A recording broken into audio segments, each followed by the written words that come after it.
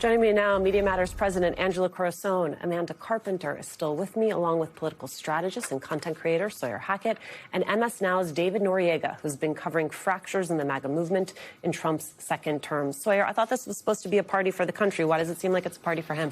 Yeah, I think Tom Nichols had it exactly right there. I mean, I think great presidents would use this as an opportunity to unify the country and to elevate the country, really. And Donald Trump has clearly just using it to divide America and elevate himself. And it's really to his detriment because it's such an opportunity to kind of bring the country together behind kind of shared history, shared ideals. And instead, it just becomes a political rally. And like everything he touches, it just turns to a complete hacky mess. I mean, the reflecting pool, the ballroom, Iran, everything he touches just completely turns into a cheap-looking mess. And that's exactly what you saw in that event. You have states pulling out of America's 250th anniversary celebration. You have big musical artists essentially conned into performing there only to realize that this is going to be a MAGA rally. It's really just kind of a pathetic, it's a pathetic turn of events which should be a rallying point for the country. I want to be clear, Amanda. It could be easy to act as though we're talking about like some groomzilla here who's gone too crazy on a party, but this ties back to all the democracy work that you were doing. He is trying to make the nation's capital, the country, in his image. Yeah, the capital belongs to us. It is for everyone. And the fact that he is doing a Trump MAGA rally on July 4th really puts into focus. But anyone that visits Washington, D.C. right now can see how it has changed. Yes, there's now a giant tarp over the Kennedy Center because he got his name stripped off, but he still put his name on it. He put his name on the Institute of Peace, which is right by that building. He has wrecked the reflecting pool, which is just around the road. You drive down Pennsylvania Avenue and you see federal buildings with his face and banners covering it.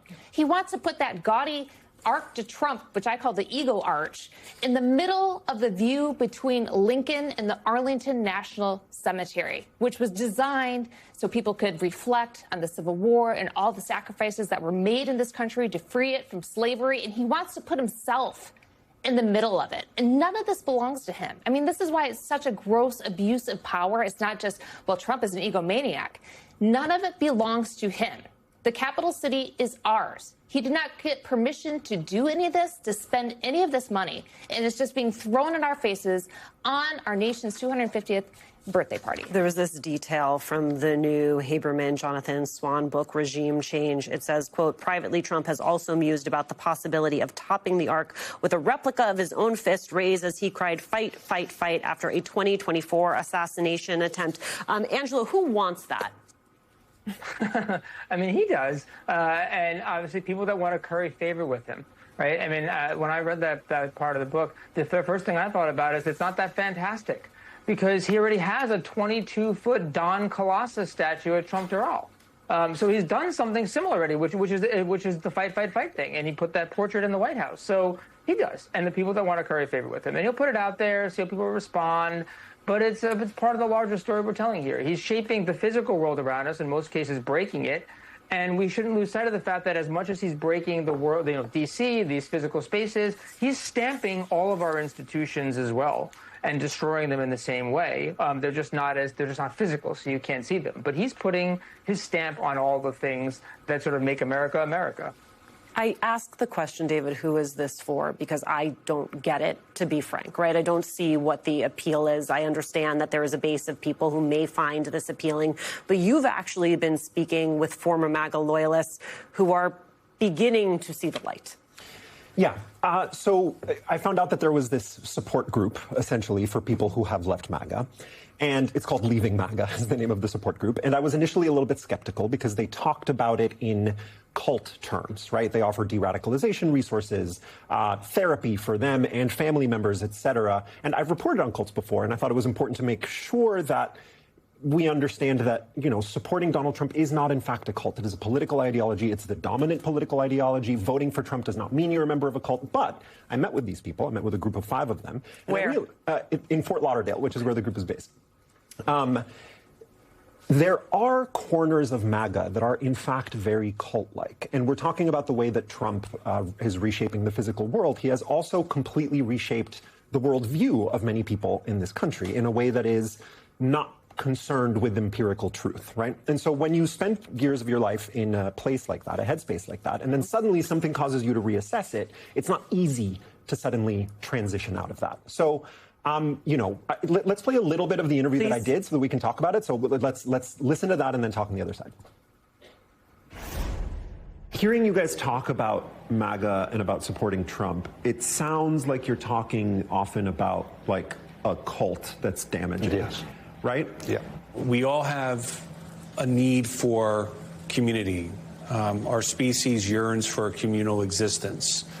And what MAGA does provide is a place where people feel seen and heard and recognized, and some of their very valid fears and concerns are acknowledged and validated. We used to say, we're not in the cult, the outside world is the cult, and we're not the crazies, the outside world are the crazies. So just to add a little bit more detail to that, one of the people you saw in that group for a long time was deep in the online tradwife subculture. One of the women you saw in that group, she actually believed in household voting, like the idea that women shouldn't vote, instead their husbands should vote on their behalf. That's how deep some of these people go. So extracting themselves from that is difficult. The thing that I think is really, really interesting about this, just a detail given the election results in New York, a lot of these folks, when they stopped voting for Trump, they didn't go to conventional Democrats. They went towards Democratic Socialists. One of them is campaigning for Abdul El-Sayed in Michigan. They're huge Mamdani fans, right? So there's really interesting dynamic going on. There's an interest in system disruption, which I think we've understood, that there's a populism that is rising globally that is bigger than any single figure. But I also thought there was another interesting part of the conversation that you had with all of these folks, and that was about their media consumption and how once their media consumption changed, so did a lot of their thinking. Let's play that sound, and then we'll talk about it on the other side. And they made me watch a documentary on January 6th, and I didn't even know what happened on January 6th prior to the PBS documentary. And I looked at him and I said, Scott, did that really happen? And he was like, where have you been? It's so hard for people, because I said it's not that you're dumb, you were fooled. That's incredibly hard to admit. We are in the United States of algorithms right now, and MAGA media is very efficacious, it's very effective, and it's very disciplined. Angela Corson, is it strange to you to hear the thing that you have been shouting from the mountaintop being repeated back to you by folks who are now rethinking their own media consumption and their association with MAGA? Yeah, I mean, we call ourselves media matters for a reason, because it is, we all live in a story. It's the thing that connects us. It helps us shape our civic life. It's the lens through which we see and experience the world is our media diet. We don't. I think people sometimes think about it as just news, but it really does help figure out who you are and what your place is. Every study that's ever been done on this shows that that's the case. That if you take a break, there was a big study that happened a few years ago where people who are diehard Fox viewers didn't watch it for a month. All of them, 100%.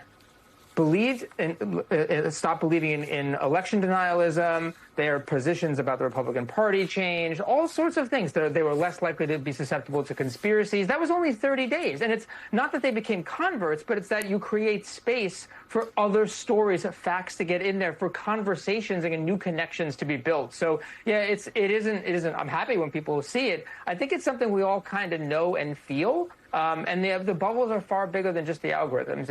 It's not just those online. It's also these offline spaces, which is part of what made MAGA so intense, is that you were getting it not just in your news diet or in Newsmax or online, but then you were getting it at these rallies, at these events, in your peers, and your bubble became increasingly smaller in all of your interactions, which was intensifying and calcifying that worldview.